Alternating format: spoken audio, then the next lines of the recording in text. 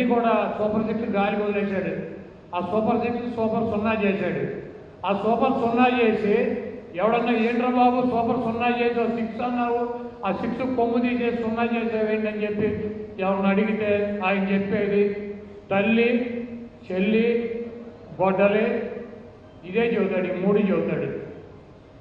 ఆయన చంద్రబాబు నాయుడు ఒకటే నమ్ముకున్నాడు, ఏమని, నేను ఎదవనే, నేను మోసం చేశాను,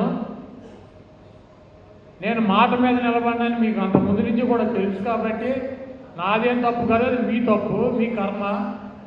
కాకపోతే నేను నెమ్మదికి రాష్ట్రాన్ని పైకెక్కిస్తాను, మళ్ళీ కనుక మీరు జగన్మోహన్ రెడ్డిని కనుక గెలిపించారేమో కింద పడిపోద్ది, కాబట్టి మీరు జగన్మోహన్ రెడ్డి గారిని గెలిపించవద్దు.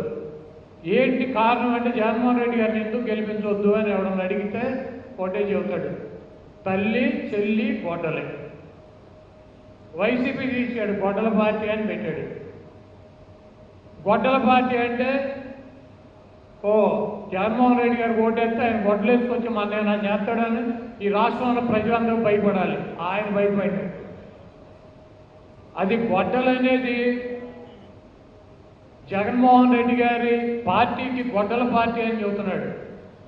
మొన్న సజ్జల రామకృష్ణారెడ్డి గారు చెప్పాడు, ఏమని, జగన్మోహన్ రెడ్డి గారు ఏమో పూలదండలా కనపడదు చంద్రబాబు నాయుడికి, ఆయన రాజకీయ సమాజం చేసిన జగన్మోహన్ రెడ్డి గారే, కాబట్టి జగన్మోహన్ రెడ్డి గారు గొడ్డల్లాగా త్రిశూలంలాగా కత్తిలాగానే కనపడతాడు, దీంట్లో తప్పే ఉందని అడిగితే నిన్న అక్కడ సునీల్ చెప్తున్నాడు, ఇక్కడ ఉంది సిబిఐ అన్నాడు. జగన్మోహన్ రెడ్డి గారి చేతిలో ఉన్నటువంటి ఆయుధానికి కావాల్సింది కూడా సిబిఎన్ ఏబిఎన్ఏ. ఈయన మళ్ళీ నేను ఇక్కడ సిబిఎన్ అని చెబుతున్నాడు.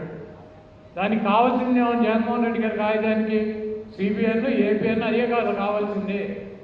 అదేవిధంగా అబద్ధాలు చెప్పి జగన్మోహన్ రెడ్డి గారి క్యారెక్టర్ అసాసినేషన్ చేసి జగన్మోహన్ రెడ్డి గారిని తక్కువ చేసి చూపించి జగన్మోహన్ రెడ్డి గారు కనుక అధికారంలోకి వస్తే ఈ రాష్ట్ర ప్రజలను గొడ్డలు పెట్టి నరికేస్తాడు, ఆయన చంపేస్తాడు.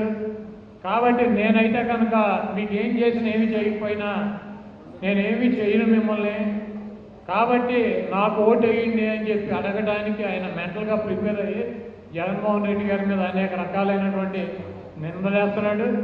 తప్పకుండా జగన్మోహన్ రెడ్డి గారిని ఎంత తక్కువ చేసి చూపించినా కూడా చంద్రబాబు నాయుడు చేసినటువంటి వాగ్దానాలు ప్రజల మనసుల్లో ఉన్నాయి, వాటిని నెరవేర్చినటువంటి ఈ కూటమి ప్రభుత్వాన్ని ఈ రాష్ట్ర ప్రజలు రాజకీయ సమాధి చేయటం తథ్యం. కాబట్టి జగన్మోహన్ రెడ్డి గారి ప్రభుత్వాన్ని అధికారంలోకి తీసుకురావడానికి ఈ 4వ తారీఖు నుంచి 12వ తారీఖు వరకు అనేక రకాలైనటువంటి కార్యక్రమాలు, చంద్రబాబు నాయుడు వెన్నుపోటుకు 2 ఏళ్ళు అని చెప్పి, అదేవిధంగా చంద్రబాబు నాయుడు ఇచ్చినటువంటి వాగ్దానాలని గాలికి వదిలేసి ఈ తల్లి చెల్లి గొడ్డలి కబుర్లు చెప్తున్నాడని ఇవన్నీ కూడా ప్రజల్లోకి తీసుకెళ్ళమని 4వ తారీఖున ఒక ప్రోగ్రాము, అదేవిధంగా 8, 9 తారీఖులో ఒక ప్రోగ్రాం, 12వ తారీఖున ర్యాలీ, ఇవన్నీ కూడా ఆయన పిలుపునిచ్చారు.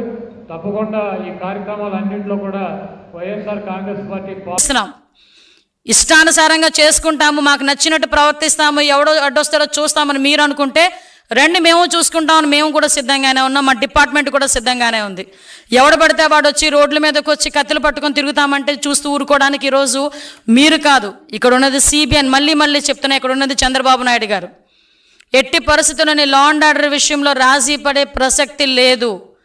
ఈ రోజుకి కూడా మేము చాలా ధైర్యంగా చెప్తున్నాం, క్రైమ్ రేట్ కూడా 4% మేము తగ్గింది. ఈరోజు మేము చేస్తున్న ప్రతి ఒక పక్క నుంచి అభివృద్ధి, ఒక పక్క నుంచి సంక్షేమం చేస్తూనే లా అండ్ ఆర్డర్ విషయంలోని కూడా ఫర్మ్గా ఉన్నాం. కాబట్టి ఈరోజు ఆంధ్రప్రదేశ్ని చూసి, చంద్రబాబు నాయుడు గారిని చూసి ఈరోజు అనేకమైన పరిశ్రమలు ముందుకు వస్తున్నాయి, పెట్టుబడులు పెట్టడానికి ముందుకు వస్తున్నారు, అనేకమైన ఉద్యోగ అవకాశాలు వస్తున్నాయి, గూగుల్ లాంటి డేటా సెంటర్లు వస్తున్నాయి. ఇవన్నీ వస్తుంటే చూసి ఓర్వలేక నీ రౌడీయిజంతో, నీ రౌడీ మూకలతో ప్రజల్ని భయభ్రాంతులకు గురి చేయడానికి ప్రయత్నం చేస్తే మేము చూస్తూ ఊరుకోవాలా? ఒక్కసారి ప్రజలు కూడా ఆలోచన చేసుకోవాలి. ఇంతకుముందు ఇదే రకంగా ఉన్మాదాలు చేసి అధికారంలోకి వచ్చి బాబాయ్ హత్యను అడ్డం పెట్టుకొని, బాబాయిని హత్య చేయించి దాన్ని అడ్డం పెట్టుకొని అధికారంలోకి వచ్చి ఎంతమంది ప్రాణాలని తీశారో మీకు కూడా తెలుసు. ఎన్ని ఉన్మాదాలు చేశారో మీకు కూడా తెలుసు. ఎంత అవినీతి చేశారో మీకు కూడా తెలుసు. అదే ప్రజలు ఈరోజు 11 సీట్లకి పరిమితం చేసి ఇంట్లో కూర్చోబెట్టినా కూడా తిరిగి మళ్ళీ అదే రకంగా వాళ్ళ తాలూకా కార్యకర్తలను ముందుకు తీసుకొచ్చి సైకోయిజాన్ని చూపిస్తూ ఉన్మాదుల్లో రెచ్చగొట్టి మనల్ని భయపెట్టే ప్రయత్నం చేస్తున్నారు. మేము ఒకటే చెప్తున్నాం, ఈరోజు భయపెడితే భయపడిపోవడానికి మేము ఎక్కడ ప్రజలు కూడా ఎవరు కూడా సిద్ధంగా లేరు. మేము ఒకటే మళ్ళీ చాలా క్లియర్గా చెప్తున్నాం. ఇష్టానుసారంగా చేస్తాం, ఎలా పడితే అలా ముందుకు వస్తాము, కత్తులు పట్టుకొని తిరుగుతామంటే కనుక చూస్తూ ఊరుకునే ప్రసక్తి లేదు. మా పోలీసులు ఫర్మ్గా ఉన్నారు, డిపార్ట్మెంట్ ఫర్మ్గా ఉంది. గౌరవ ముఖ్యమంత్రి గారు చాలా క్లియర్ ఆదేశాలు ఇచ్చారు, రౌడీయిజాన్ని ఎట్టి పరిస్థితుల్లోని అణిచివేయాలని. ఇలాగే రౌడీయిజం చేస్తే రాష్ట్ర బహిష్కరణ చేయడానికి కూడా మేము సిద్ధపడతాం. అంతే తప్పించి మీరు ఏం చేసినా చూస్తూ ఊరుకోనే ప్రసక్తి లేదు.